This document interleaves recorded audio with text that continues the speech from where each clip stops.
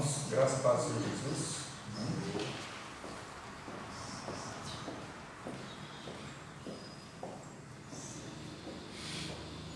Vou pedir a você que você já vá abrindo a sua Bíblia, lá no livro de Salmos, capítulo número 139.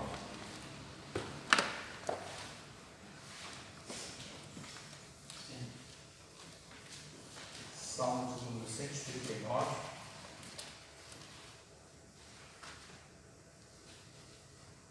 Um dos livros que eu menos utilizo para trazer mensagem é o livro de Salmos, mas o livro de Salmos ele é um livro extremamente rico, não somente em mensagens, mas se nós partirmos, desde o começo, como tem que ser, qual é o significado de Salmos? No original, Salmos ele significa louvores ou cânticos de louvor, cânticos de adoração a Deus.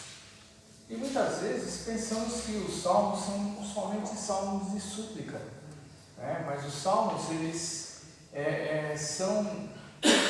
expressam, eles manifestam ou eles contam aquilo que homens de Deus, através dos tempos, eles deixaram registrados através da música, através do conteúdo das palavras, destes cânticos. Eles deixaram registrados todo o seu relacionamento para com Deus. E isso colocado dentro da música, nas palavras que estão contidas na música, como por exemplo os hinos, os hinários que nós entoamos todos os domingos, e hoje mais em especial, que é dia de ceia, que foram entoados louvores baseados, todos eles nos hinários. Então esses homens, através dos tempos, e a Bíblia registra poucos homens que escreveram esses salmos, porque muitos deles, eles não têm a reivindicação autoral. Então, só para vocês terem ideia, Davi, pelo que os historiadores conseguiram descobrir, ele tem 73 salmos, só para a gente ter ideia, são 150 os salmos. Asaf, que foi um dos cantores da tribo de Levi, ele tem 12. Alguns outros, quando a gente vai chegar e vai ver, são poucos. Salomão, filhos de Corá, Moisés, E a gente começa a ver assim, muitos não têm a sua autoria reivindicada, mas quando a gente começa a ler, quando a gente começa a ver a expressão, ou pelo menos de quem chegou e escreveu esse salmo, ou aquele outro, a gente vai começar a entender um pouquinho daquilo que essas pessoas lá no passado eles passaram, E muitos desses salmos, alguns salmos, eles prometem um Salvador que viria no futuro. Eles prometem e anunciam um Messias. Para nós hoje é uma realidade, o salmo. Alguns salmos que são chamados de salmos messiânicos. Então a gente vai ver que os salmos normalmente eles não são simplesmente súplicas ou pedidos que nós fazemos nos nossos dia a dia. Muitos salmos, quando a gente chega e começa a ler, quando a gente começa a meditar naquilo que está dentro da palavra de Deus, são verdadeiras orações. Orações até que, por exemplo, nós queremos falar, queremos expressar com Deus, e muitas vezes nós não conseguimos. Esses homens, eles chegaram e deixaram registrados todas essas coisas, Por exemplo, Salmo 23, versículo 1, que todos nós conhecemos: o Senhor é o meu pastor. Então vocês imaginam o seguinte: muitas vezes nas nossas orações, faltam-nos palavras para poder engrandecer a Deus. E aí quando você chega e você vê um Salmo de número 23, que quase todos nós, que somos cristãos, nós conhecemos, e a gente vai ver, e muitos de nós, quando conhecem esse salmo por inteiro, a gente vai chegar e a gente vai ver que é uma oração, não somente um cântico, Quando você chega e você está num momento de aflição, ou num momento de um desafio muito grande, você vê, por exemplo, o Salmo de número 27, no primeiro versículo, a gente vê que o salmista escreve: o Senhor é a minha luz e a minha salvação, a quem temerei eu? Muitas vezes temos dificuldades, mas a gente chega e a gente começa a ler, a gente pega a palavra de Deus, esses salmos, a gente se sente confortável com tudo isso daí. E quando a gente peca, quando a gente erra, tem um salmo também para isso. Você pega, por exemplo, o salmo de número 38, o primeiro versículo, o salmista ele escreve assim: não me repreenda, Senhor, na tua ira. Ou, por exemplo, no salmo de número 51, versículo 4, o salmista ele chega e fala: eu pequei contra ti, Senhor, e fiz o que é mal perante os teus olhos. Muitas vezes pensamos que esses homens que escreveram essas palavras, essas mensagens, a gente pensa assim: nossa, esses homens eles eram perfeitos, ou se eles não eram perfeitos, eles eram bons o suficiente para deixar registrado. Alguém, quando escreve uma passagem, uma palavra, uma frase dessas, cometeu o mesmo pecado que nós cometemos nas nossas vidas, no nosso dia a dia. E quando a gente comete um pecado, quando a gente comete algum erro, alguma falha, o que a gente faz? A gente sente dificuldade para falar com Deus. A gente tem vergonha de expressar o nosso pecado diante da presença de Deus. E a gente acha que Deus não vai ouvir a nossa oração. O salmista aqui, ele chega e deixa registrado. E quando a gente chega, por exemplo, num momento, por exemplo, o Salmo 121, no primeiro versículo: eleva os meus olhos para os montes, de onde me virá o socorro? No momento de aflição, Salmo de número 46, no primeiro versículo, ele diz assim: Deus, ele é o nosso refúgio e fortaleza, um socorro bem presente aonde? Nas nossas angústias e nas nossas tribulações. Muitas vezes achamos que Deus ele não nos ouve, muitas vezes achamos assim: puxa, Deus ele não está ouvindo, ou não está atendendo a minha oração, o meu pedido.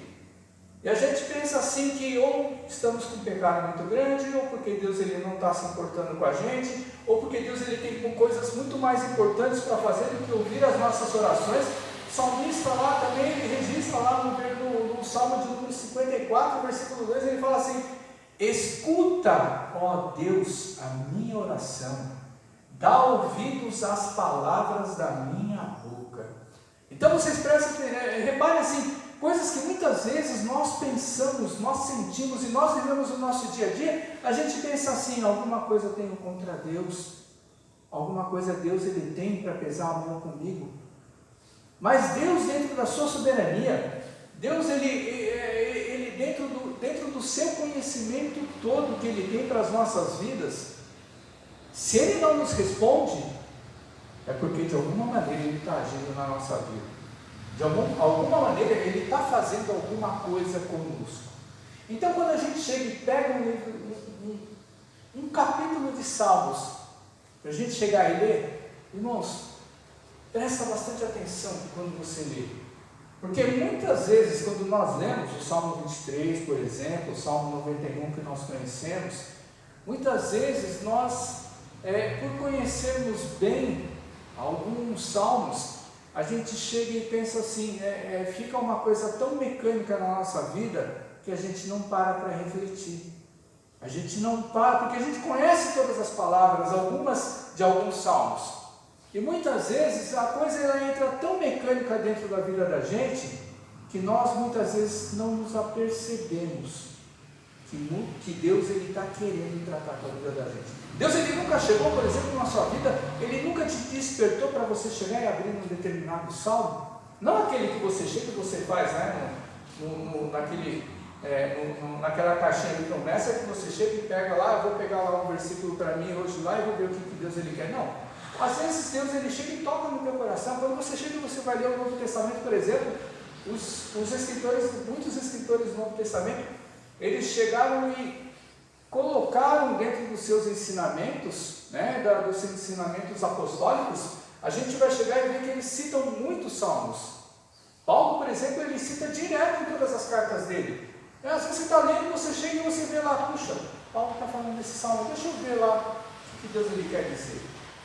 Então, quando você chegar e você for despertado para ler alguns salmos, presta bastante atenção, porque muitas vezes o que esses homens eles estavam falando, estavam expressando naquele momento, naquele tempo de angústia, de sofrimento, sabe, no tempo de tribulação, no tempo de alegria, existem salmos de alegria, existem salmos, por exemplo, em que a gente chega e muitas vezes não entende, a palavra de Deus. Às vezes a gente chega e vai lá no Novo Testamento e vê assim: que a gente não pode desejar vingança para ninguém, né? E a gente não quer, e aí Deus ele chega e fala, minha vingança é eu que vou chegar e retribuir, ou seja, a vingança não é nossa.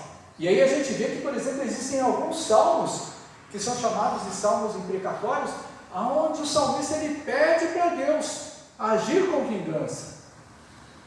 No momento de ira, no momento de raiva, por exemplo, no momento de ódio, alguma coisa que você chegou e sofreu, às vezes vem algumas coisas na sua mente, mas em todas as coisas nós temos que sempre meditar e refletir dentro da palavra de Deus. E muitas vezes, quando nós lemos um salmo ou qualquer outra parte da Bíblia, sabe, Deus ele quer falar e se fazer presente na nossa vida em nome de Jesus. Como por exemplo o Salmo de número 139 que nós vamos ler agora.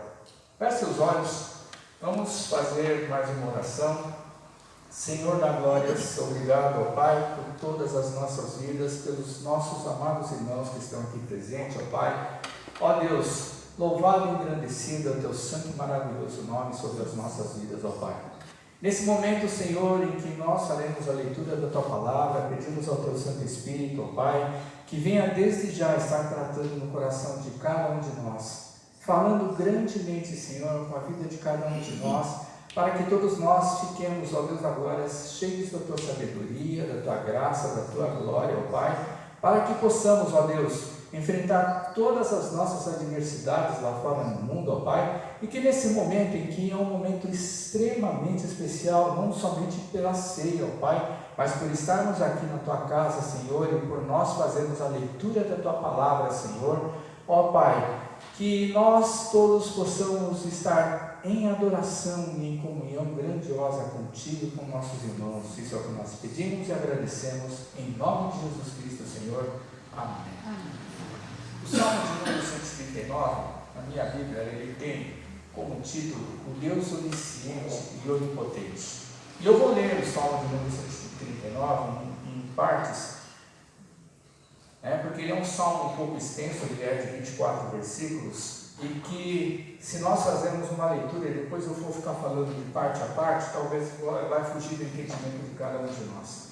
Mas dentro desse Salmo de número 139, a gente vai chegar e a gente vai ver sobre alguns atributos de Deus, alguns atributos que são exclusivos de Deus. Por exemplo, esses dois que estão no título, o Deus onisciente, onipotente, ou onipresente no caso, a gente vai chegar e a gente vai ver em alguns versículos desse salmo o significado disso daí. O que significa um atributo exclusivo de Deus? Algumas características, algumas qualidades de Deus que não são ou não fazem parte da qual nós podemos ter na nossa vida, Por exemplo, Deus, Ele é amor. Esse é um atributo que não é exclusivo de Deus. Deus ele chegou e derramou e deu amor para que nós possamos viver uns com os outros e conhecermos um pouco desse amor e nós possamos retribuir e multiplicar isso daí. Mas, por exemplo, nós vamos fazer a leitura do primeiro versículo, até o versículo 6, e nós vamos já começar a ver um desses atributos que são exclusivos de Deus. Diz assim: Senhor, Tu me sondas e me conheces, sabes quando me assento e quando me levanto, e de longe penetras os meus pensamentos. Esquadrinhas o meu andar e o meu deitar, e conheces todos os meus caminhos.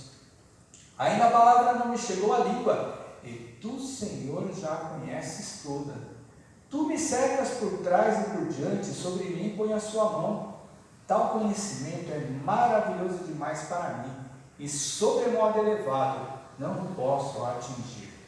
Então vocês veem o seguinte, que Davi ele ficou assim maravilhado, ao ponto dele chegar e escrever essas palavras, mostrando que Deus ele é onisciente. Ou seja, o que significa ser onisciente? Ele tem o conhecimento de todas as coisas, ele enxerga e vê todo e qualquer tipo de coisa, ele sabe todas as coisas, ou seja, tudo que acontece no universo, não somente na nossa vida, não somente no mundo em que nós vivemos, tudo aquilo que acontece, tudo aquilo que já aconteceu, tudo aquilo que vai acontecer, Deus ele sabe de todas as coisas. E muitas vezes pensamos assim, se Deus ele sabe de tudo, o que eu vou fazer na minha vida? Então, para que sirvo eu? O fato de Deus ele saber de todas as coisas, o fato do Senhor ele ter a ciência e a noção, o conhecimento de todas as coisas, isso não significa que Ele não está olhando ou avaliando tudo aquilo que nós fazemos na nossa vida. Ou seja, tudo aquilo que você pensa, tudo aquilo que você passa pela sua cabeça, tudo aquilo que você quer fazer, você pretende, você vai fazer, antes mesmo de você pensar, antes mesmo de você fazer, antes mesmo de você concretizar tudo aquilo que você vai querer fazer na sua vida, Deus ele já sabe. Aí o salmista ele chega e ele escreve assim: a palavra ainda não me chegou na língua e o Senhor já conhece todas. Eu não preciso falar com Deus, não. Para eu ter comunhão com Deus, eu tenho que falar com Ele. E aí muita gente, na sua ignorância, fala, mas se Deus já sabe tudo aquilo que eu vou falar, para que eu vou falar? Irmãos, uma coisa é aquilo que passa dentro da sua cabeça, dentro do teu coração. Outra coisa é quando você tira de dentro e você coloca para fora. Outra coisa é quando você chega e você expressa tudo aquilo que você sente para Deus. Tudo aquilo que você faz, tudo aquilo que você pensa. Sabe, e muitas vezes o que a gente chega e faz na vida da gente? A gente não compartilha com Deus. A mesma coisa, por exemplo, você, quando você chegou e você era jovem, quando você era criança, quando você era um adolescente, você ficava debaixo da guarda, da supervisão do seu pai e da sua mãe. Quantas coisas nós não fizemos na vida da gente que nossos pais não ficaram sabendo? Quantas coisas erradas que a gente queria fazer e para a gente fazer, a gente não falava nada para os nossos pais. Mas algumas coisas que fizemos, nossos pais sabiam. Nossos pais, eles ficaram sabendo posteriormente. Agora vocês imaginem o seguinte: eu não tenho como chegar e fazer qualquer coisa na minha vida que Deus ele não venha saber. Ninguém me conhece, ninguém te conhece, ninguém sabe o que você pensa, ninguém sabe o que eu penso, mas Deus ele sabe. E aí a gente vê o seguinte: mas eu estou preso. Mas a gente chega e não tem liberdade para viver nesse mundo. Davi ele não estava preocupado com todas essas coisas. Davi ele não estava preocupado se aquilo que ele tentava fazer era certo ou errado. Mas ele chegava e ele, de alguma maneira, Deus ele chegou e mostrou para ele o tamanho que é a figura de Deus Pai com a figura do servo Davi. E aí Davi, quando ele chega e ele pensa assim, como é que ele sabia, como no primeiro versículo, Senhor, o Senhor me sonda, o Senhor me conhece, o Senhor sabe quando eu me assento, quando eu me levanto, o Senhor sabe, de longe ele já chega e penetra no pensamento, ele vai esquadrinhando a minha vida, Deus ele vai, sabe, catalogando todas as coisas que passam dentro da nossa mente. Vocês imaginam o seguinte: a nossa mente, o nosso cérebro, o nosso coração é muito mais potente do que o computador mais eficiente que existe no mundo, e mesmo assim nós não conseguimos nos entender, mas Deus ele nos entende, mas Deus ele nos conhece, e Deus ele sabe que cada coisa que nós pensamos, ele sabe que cada coisa que nós queremos fazer, ele já sabe de antemão qual é o resultado da vida da gente. E aí você pensa o seguinte: quantas e quantas vezes Deus ele não tentou nos alertar? Quantas e quantas vezes Deus, por exemplo, você nunca passou por uma experiência na sua vida de você chegar e você querer fazer alguma coisa que não é certa, e seu pai ou sua mãe, ou normalmente é a mãe da gente, né? Normalmente quando somos novos, as mães elas nos conhecem de uma maneira, a gente pensa assim, nossa, mas como é que sabe de tanta coisa da minha vida? E aí a gente chega e, por exemplo, sai e vai querer, tem a intenção dentro do coração de fazer uma coisa que não é certa. Aí a mãe da gente chega e fala, olha, não vai fazer isso não, que você vai se dar mal, vai acontecer assim, assim, assado. E você não falou nada para sua mãe. Não? Quem nunca passou por isso? Tenho certeza que todos nós aqui, algum dia já fizemos isso com a nossa mãe. A gente saiu, a gente quebrou a cara. A gente volta para casa e não fala nada. Mas na hora que a mãe da gente olha para a nossa cara, ela já sabe. Você fez e aconteceu aquilo que eu falei. E a gente pensa, né? A gente pensa que a mãe da gente, o que é? A gente pensa que a mãe da gente é uma vidente, né? Ou a gente pensa que a mãe da gente, ela quer o mal da gente. Sabe? Quando a mãe da gente, ou quando o pai da gente falou alguma coisa que ia acontecer e aconteceu na vida da gente, não é porque eles queriam mal. Não é porque eles queriam proteger. Mas pensa o seguinte, Deus com certeza usou essa pessoa que faz parte da nossa vida para abrir o nosso olho. E aí a gente vê exatamente isso. O Salmo 139 não diz, eu já tentei pesquisar, mas não diz exatamente em que momento da vida de Davi Deus, ou ele chegou e ele conseguiu enxergar e escrever todas essas coisas. Mas imagine o seguinte, todos nós sabemos pela história de Davi, que Davi fez o quê? Ele cometeu adultério. Que Davi, ele chegou, ele cometeu homicídio. 2 pecados terríveis diante da presença de Deus. Não cobiçarás a casa do teu próximo, não adulterarás, ou seja, ele cometeu 2 pecados uma vez. Não matarás, ele chegou e cometeu esse outro pecado. Será que Deus ele não falou nada com Davi? Será que quando Davi ele estava passeando no seu jardim, olhando para uma mulher que ele não deveria olhar,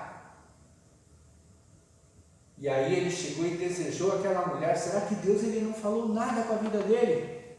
Quantas e quantas vezes, dentro da nossa vida, no nosso caminhar, a gente não sente um pezinho no nosso coração, quando a gente vai querer fazer alguma coisa que não está de agrado com Deus, ou que não está de agrado, sabe, com a moral que nós vivemos, porque nós vivemos numa sociedade que está perdida, mas existem leis morais dentro dessa sociedade, leis morais aonde a gente chega e se a gente não observar, nós cometemos transgressões e temos que pagar por essas transgressões. Quando a gente faz alguma coisa errada, irmãos, se você tem Deus, se você está presente, se você compartilha a sua vida com Deus, pode ter certeza de uma coisa, alguma coisa dentro de você vai pesar dentro do teu coração. Você pode até fazer a coisa errada e se alegrar naquilo que você vai fazer, mas dentro de você, a tua consciência vai te pesar e vai falar, você fez coisa errada. Então, nesses versículos a gente começa a enxergar o seguinte, que o salmista, o escritor, quando ele chega e começa a escrever, parece que não existe por onde caminhar, sem fazer com que Deus ele já saiba tudo aquilo que a gente vai fazer. Deus ele até tenta nos impedir, mas você, nós nos conhecemos muito bem. Quando a gente quer fazer uma coisa, não tem quem nos impeça. Não é verdade? É só você chegar e você olhar para alguma coisa que você fez no passado. Quem foi que nos impediu? Quem foi que chegou e nos brecou? Existiram situações em que nós somos impedidos, existiram situações em que, por exemplo, nós somos livrados da morte. E se nós não fomos freados, ou se nós não paramos, alguém nos freou. Porque Deus, existem coisas na vida da gente que nós não entendemos, mas existem coisas que Deus ele não deixa que o pior aconteça, porque Ele ainda tem algo de muito importante para fazer na vida de cada um de nós. Vamos continuando. A gente vai chegar e vai ver lá a partir do versículo 7 até o versículo 12, vai dizer assim: para onde eu me ausentarei do teu espírito? Para onde fugirei da tua face? Se subo aos céus, lá estás. Se faço a minha cama no mais profundo abismo, lá estás também. Se tomo as asas da alvorada e me detenho nos confins dos mares, ainda lá me haverá haverá de guiar a sua mão e a tua destra me susterá. Se eu digo as trevas com efeito me encobrirão e a luz ao redor de mim se fará, até as próprias trevas não te serão escuras. As trevas e a luz são a mesma coisa. Irmãos, quando a gente faz alguma coisa errada, a primeira coisa que a gente quer fazer é fugir da presença de Deus. Olhem para a história de Abel e Caim. Olhem para a história daqueles dois irmãos em que eles foram oferecer algo diante da presença de Deus, o melhor daquilo que eles faziam, daquilo que eles produziam, o melhor daquilo que cada um deles trabalhava. E Deus, ele se agradou de Abel e ele não se agradou de Caim. E Caim, dentro do seu coração, ele intentou o quê? Ele intentou matar Abel. E Deus, ele chega diante de Caim e ele fala explicitamente, ele fala com Caim para que ele não faça o que ele tentava fazer. E aquilo que eu falei agora há pouco, quando a gente quer fazer alguma coisa má, alguma coisa que vai trazer, nem que seja complicação só para a vida de cada um de nós, sabe, Deus, ele chega e nos alerta. No caso de Caim e Abel, no caso de Caim, Deus, ele falou claramente com ele, avisando que aquilo que ele está querendo fazer, que ele não fosse fazer, porque ele iria pagar um preço muito alto por aquilo. E aí Davi, ele chega e fala assim, que depois que quando a gente chega e fala, para onde eu me ausentarei do seu espírito, para onde eu vou fugir da sua face, como se ele tivesse cometido algum problema, alguma causa que era contra a presença de Deus. Provavelmente pode até ser nesse momento em que ele chegou e ele adulterou e a mulher engravidou. Quantos já não passaram por essa situação na vida, que a gente ouve história de pessoas que fazem o que não deveriam fazer, aí chega e engravida? Quantas e quantas mulheres nós não conhecemos que tiveram e foram mães solteiras, e os pais, eles vazaram, sumiram do mapa, e ficou o encargo para tanta mulher por aí, sabe? E a gente vê cada vez mais essas histórias se repetindo. E o governo tenta fazer, por exemplo, o quê? Ele chega e faz a prevenção de que maneira? Usa tal do preservativo. E Deus, ele chega e já avisa de antemão que isso é pecado, que isso é errado.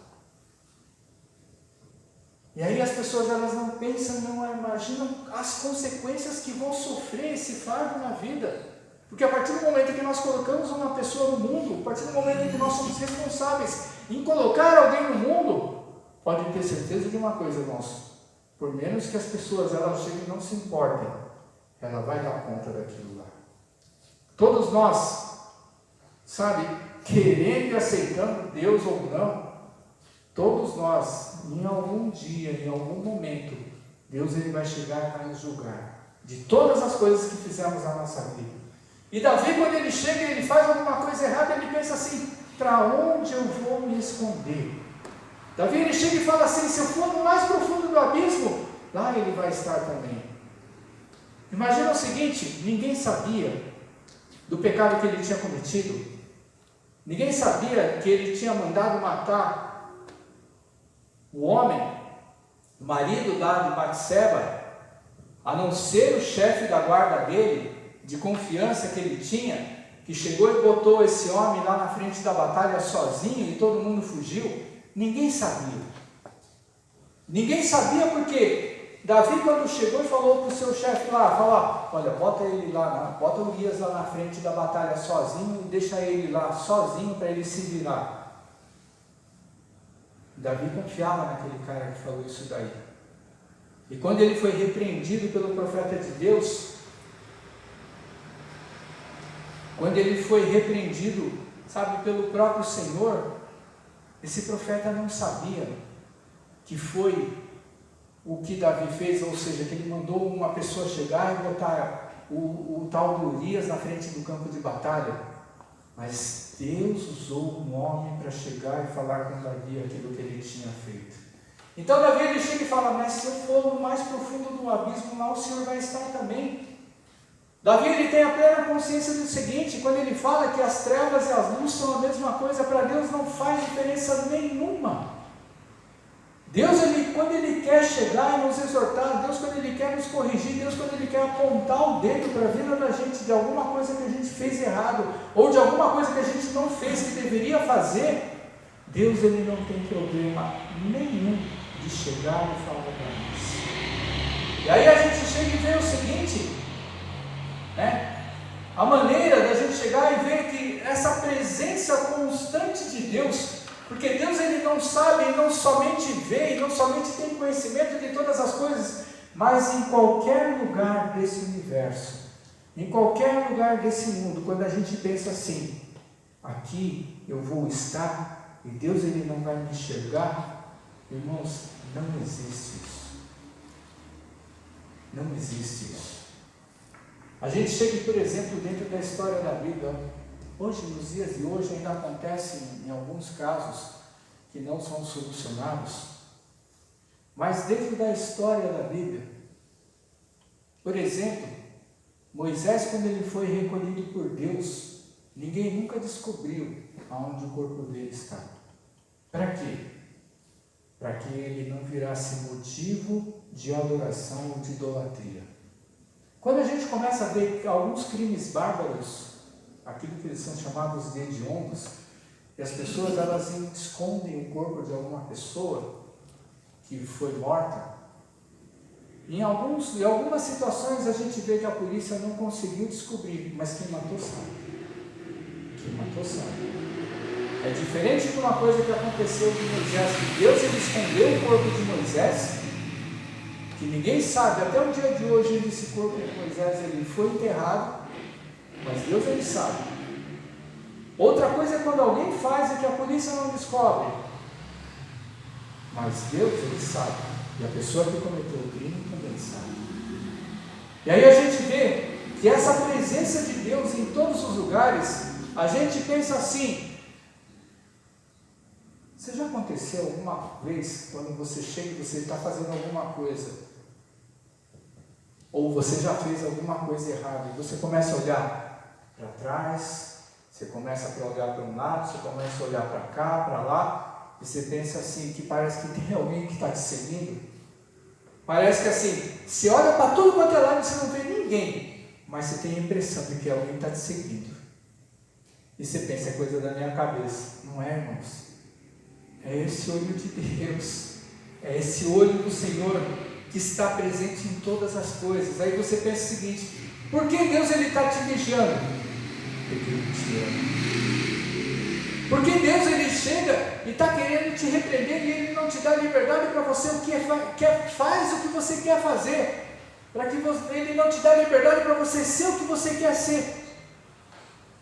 Por exemplo, temos às vezes nossos pais ou pessoas que nos querem muito bem, amigos nossos, que chegam e toda hora ficam martelando na cabeça da gente, não faz isso, não faz aquilo, não seja assim, não seja assado.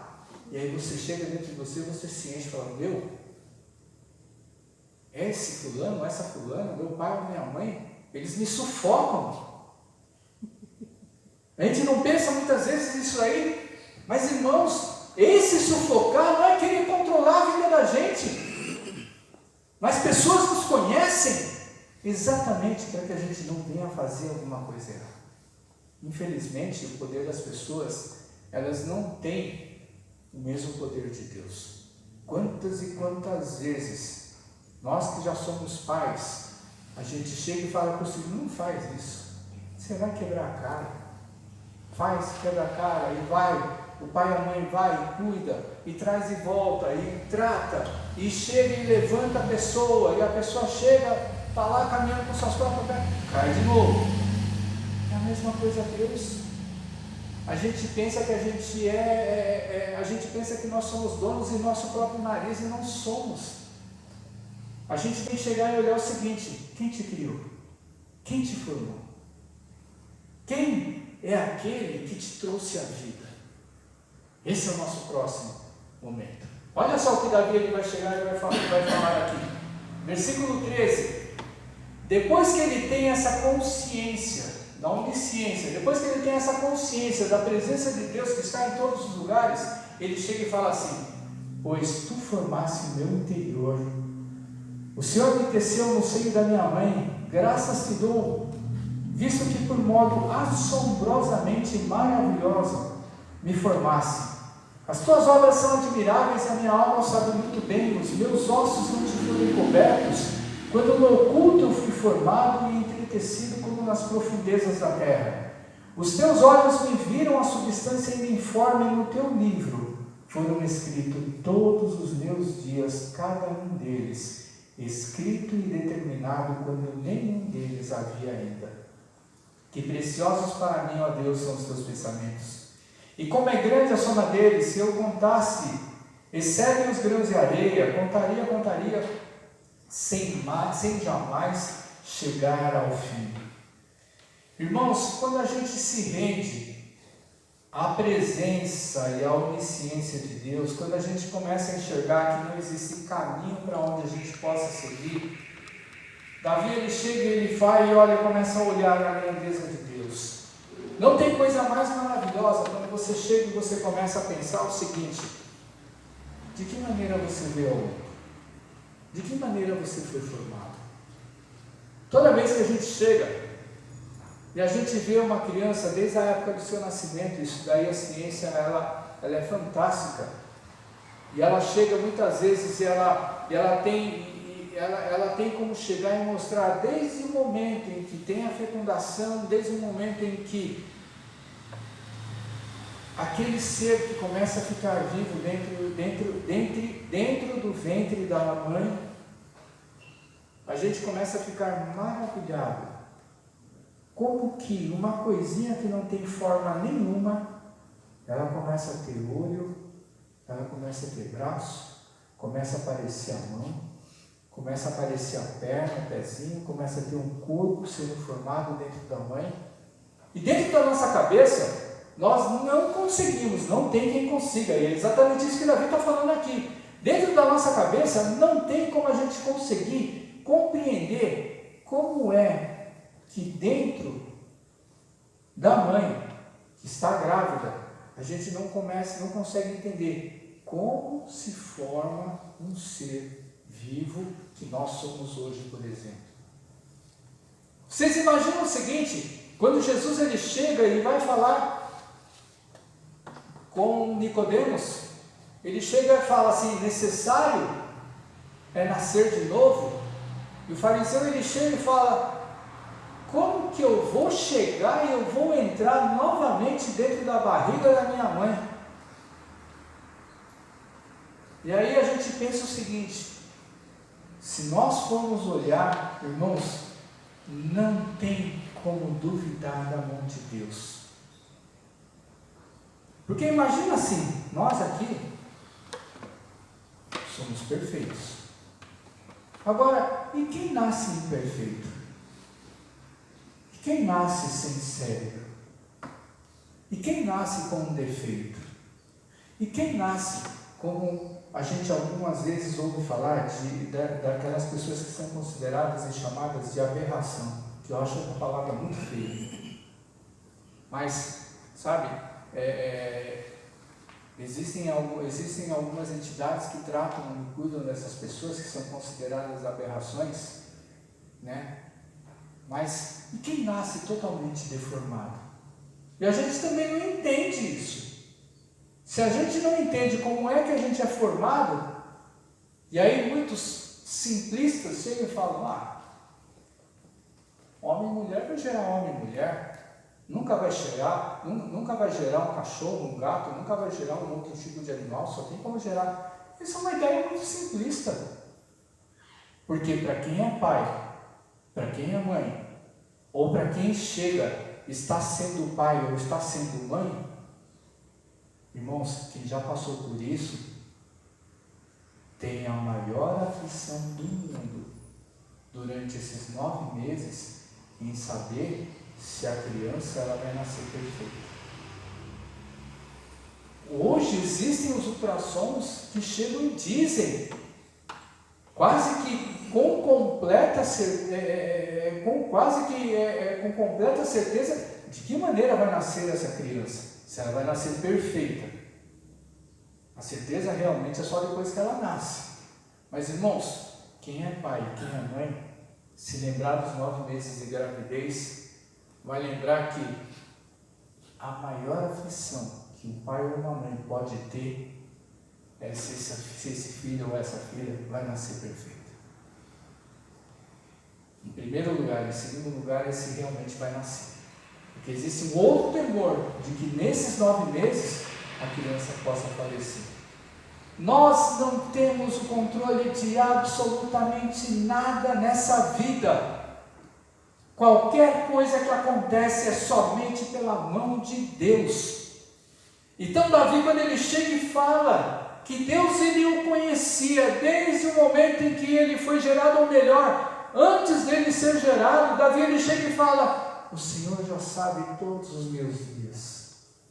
E tudo aquilo que eu fiz, ou vou fazer, ou vai ser feito na minha vida, tudo já está catalogado no seu livro da vida.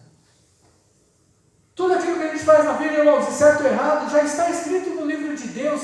Para que Deus ele tem isso? Para que Deus ele tem essa biblioteca? Irmãos, nós fazemos parte de uma história da humanidade que Deus construiu e que Deus criou, exatamente para que num determinado momento da história que Deus ele criou para esse mundo, a gente possa estar vivendo e compartilhando com o Senhor da sua eternidade. Pensamos muitas vezes dentro do nosso egoísmo que a vida nossa sou eu que mando, sou eu que faço, sou eu que aconteço. Agora, quando alguma coisa dá errada na vida da gente, a gente vê que a gente não é nada. A gente vê que a gente depende de tudo, de todos. Cada vez mais as pessoas, elas estão se fechando no mundo delas. A gente vive um tempo em que cada um é dono e senhor de si próprio. Só que na hora que entra uma enfermidade na sua vida, na hora que entra um problema que você não consegue controlar, na hora que entra uma situação dentro da sua vida, que você vê que você vai depender de outras pessoas, irmãos, você vai ver que você não é nada. A gente vai ver que a gente não é nada. É só você ver, alguns irmãos nossos, sabe, sofrem porque estão cuidando de outras pessoas. Eu lembro da minha cunhada, que ela chegou e quando a mãe dela, a minha sogra, sabe, enfermou de tal maneira que ela ficou debilitada numa cama, a minha cunhada, ela abandonou a vida dela, que ela tinha, para cuidar da sua mãe. Pensa que foi fácil? 7, 8 anos cuidando de uma mãe, tendo marido, tendo filho, e deixou de lado marido e filho, para cuidar da sua própria mãe.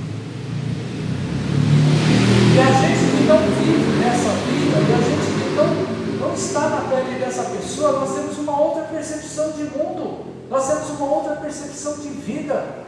A gente chega e muitas vezes pensa assim: foi ela que escolheu isso aí.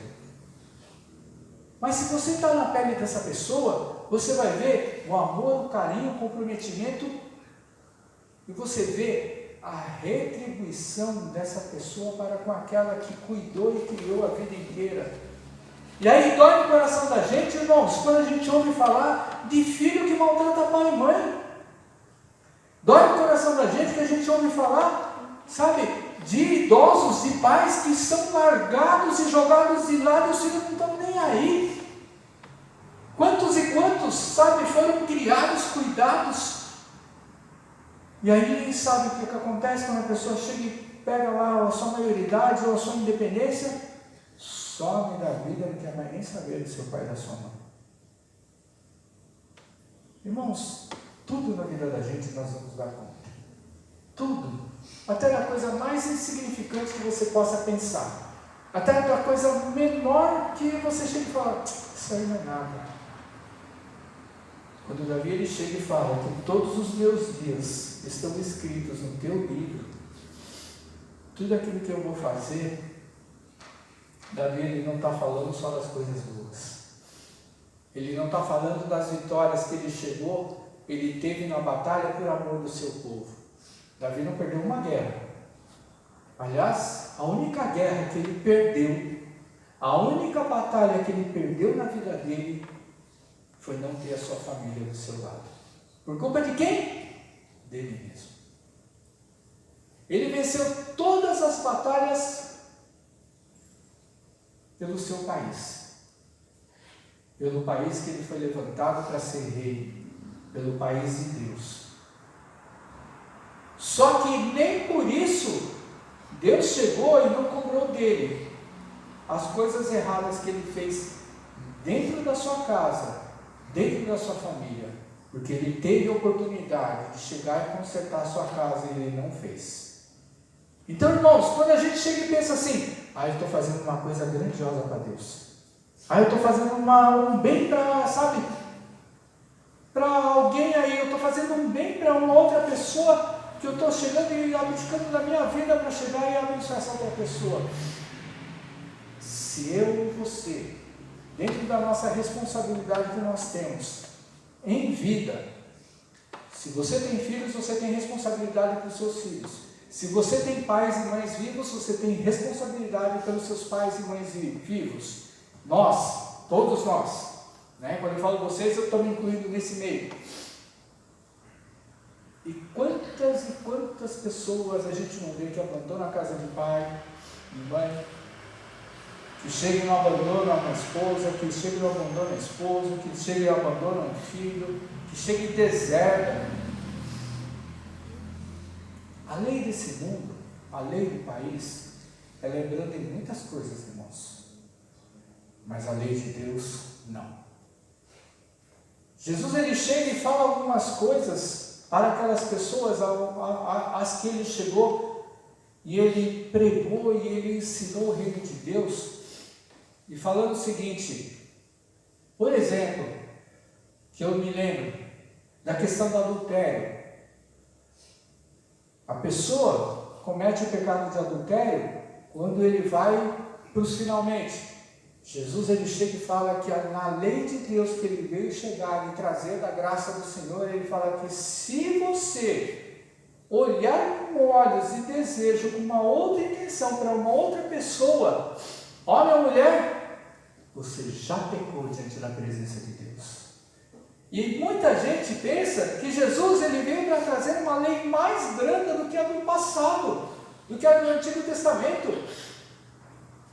E o Antigo Testamento ele fala, não roubarás, não matarás, não adulterarás, não cobiçarás a casa do teu próximo, honra teu pai e tua mãe, tenha Deus como único Senhor, não adore imagens ou semelhança de qualquer outra coisa, não use o nome do seu Deus em vão.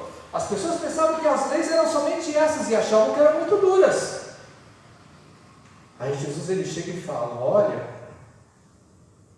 se o simples fato de você ter a intenção dentro da sua cabeça e do seu coração, nisso você já está pecando. Então olha só que Jesus, ele não veio para trazer uma coisa mais branda.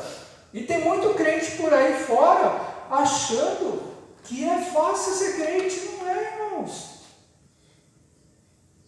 Eu aceitei Jesus de todo o coração, eu creio que Jesus, ele morreu, que ele ressuscitou, eu creio no meu coração que ele é Senhor, que ele foi enviado por Deus para salvar e resgatar a gente da perdição e do pecado desse mundo, e agora eu estou salvo e vou para o céu. Enganoso é o coração do homem, diz a palavra de Deus. Quem vai conhecer esse nosso coração? Somente o Senhor.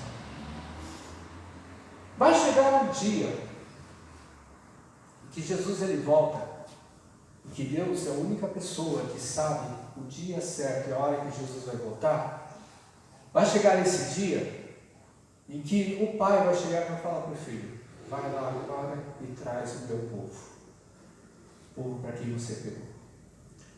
Se todos nós estivermos vivos nesse dia que Jesus, ele voltar, e a gente ainda estiver acreditando, e não acontecer nada na vida da gente para nos tirar desse caminho, amém, glória a Deus. E agora, para viver até o momento que Jesus voltar? Estamos sujeitos a tanta coisa nesse mundo, irmãos, estamos sujeitos a tantas coisas nesse mundo, que infelizmente falando, uma coisa que muitas vezes não passa na cabeça da gente, que a gente não imagina nem como é que alguém chega nesse pensamento, é a gente pensar o seguinte: como é que alguém que aceitou Jesus um dia na vida vai chegar e deixar de acreditar nele? Vai chegar e vai deixar de servir a esse Jesus para servir o mundo? Já ouvimos falar de algumas pessoas que se desviaram da presença de Deus e estão perdidas afora no mundo, pintando, bordando, fazendo e aprontando. E dentro da cabeça e do coração dessas pessoas, provavelmente elas pensam assim: ah, mas eu creio em Jesus, eu sei que quando Ele voltar, Ele vai me levar. E aí a gente chega e começa a ver uma parábola que Jesus ele conta e ele fala, uma parábola acerca das bodas, que ele chega e ele está lá no céu, lá, recebendo o povo, e está lá diante dele, ovelhas e cordeiros. E aí Jesus ele começa a fazer separação. Olha, você que chegou e cuidou do necessitado, você que deu alimento para aquele que estava com fome, você que visitou os presos, você que foi no hospital, sabe, orar por essas pessoas, entra aqui pela porta direita, entra aqui do meu lado, sabe, entre para a glória do Senhor. E aí vai ter algumas pessoas que Jesus ele vai chegar e vai separar, e vai fazer com que essas pessoas elas não entrem por essa porta, e as pessoas vão chegar e vão falar diante de Jesus: olha Jesus, eu visitei a pessoa que estava enferma no hospital, eu fui cuidar daqueles que estavam presos na prisão, eu dei alimento para aqueles que estavam com fome. E Jesus, muito duramente, ele vai chegar e vai falar: eu não te conheço.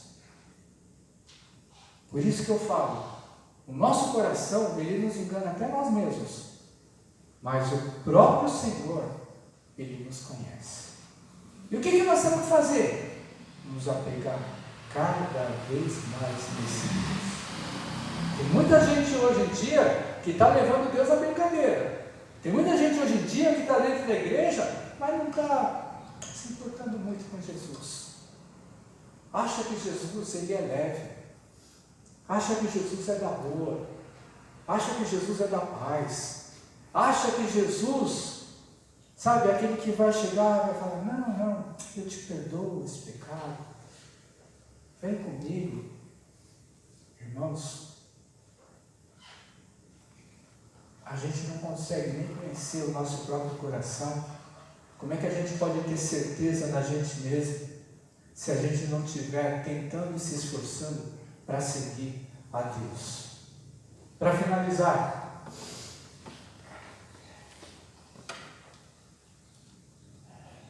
depois de todas essas coisas, o salmista ele vai falar no versículo 19 ao 22, ele vai falar assim: tomar, ó Deus, dessa escala do perverso, apartai-vos, pois, de mim, homens de sangue. Eles se rebelam traiçoeiramente contra ti, e como os seus inimigos falam malícia. Não aborreço eu, Senhor, os que te aborrecem, e não abomino os que contra ti se levantam? Aborreço-os com ódio consumado, para mim são inimigos de fato. E olha só como Davi ele chega e fala. Ele chega e fala: olha, como seus inimigos falam malícia. Como as pessoas, elas agem traiçoeiramente contra nós, que somos escolhidos e somos separados de Deus. E Davi ele chega e fala: eu aborreço a todos aqueles que te aborrecem, eu abomino a todos aqueles que se levantam contra ti com ódio consumado. E aí muitas vezes a gente vê irmãos e irmãs chegando aqui para poder chegar e falar assim: eu acho igualzinho as pessoas lá no mundo, para trazer eles para a presença de Deus. Não é dessa maneira, irmãos. Nós estamos nesse mundo para a gente ser sal. Nós estamos nesse mundo para ser luz. Eu não vou entrar no meio da podridão para chegar e fazer igual uma pessoa que está podre para trazer ela para a presença de Deus. Se eu não tomar cuidado, eu vou me apodrecer juntamente com essa pessoa. E aí, cadê Deus? Se eu não tiver forças para segurar nas mãos de Deus, se eu não tiver forças para chegar e ficar firme na presença de Deus, eu caio juntamente com essas pessoas no mundo. E Davi, ele chega e fala o que ele quer dizer? O mal fica longe de mim, porque eu me conheço. Ele está querendo dizer o quê? Cada um de nós sabe qual é a sua fraqueza. Irmão, se você não cuidar disso daí, se eu não cuidar da minha fraqueza, se eu não chegar e não vigiar, eu caio. E Davi, ele chega e ele fala, eu quero o mal bem longe de mim.